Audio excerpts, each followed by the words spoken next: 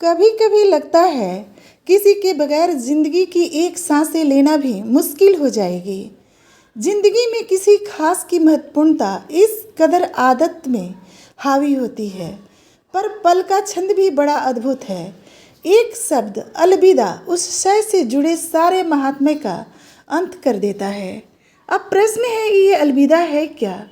दरअसल आंखों से सदा के लिए ओझल हो जाना अलविदा है।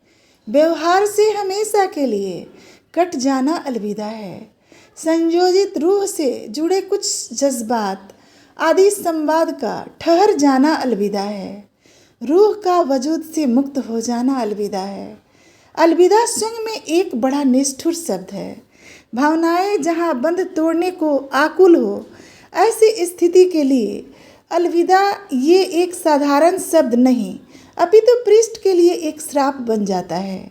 इस अलविदा में एक इंसान तो छूटकर मुक्त हो जाता है, संवेदना रहित, क्योंकि सामयिक स्थितियों के तहत जिंदगी से उबनवश सबसे छुटकारा पाना उसकी उचित मांग ही होती है।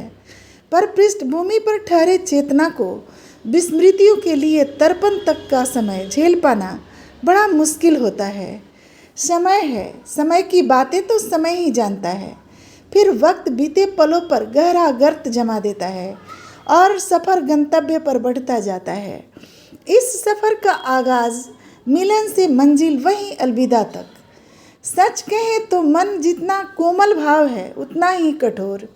भावनाओं का सबसे सुंदरतम अंक ममता खोकर जब इंसान के मन में एक स्थिरता सी व्याप्त हो जाती है, न जिंदगी रुकती है न सांसें छूटती है, तो बाकी भावनाओं के लिए क्या कहा जा सकता है। कुछ एक अवधि उपरांत सब कुछ स्वतः सामान्य पटरियों पर आ जाता है। बिछोह के संदर्भ में सांत्वना बस अक्सर कहा जाता है, अगर होता नहीं माली चमन होता नहीं खाली। चमन अर्थात ये जीवन की उपमा इन्हीं विवेचनाओं पर सटीक है। पर क्या सच में माली नहीं होने से चमन खाली नहीं होता, या खालीपन भी वक्त का बढ़ाया कर्मभार की तरह सुनियोजित रहता है?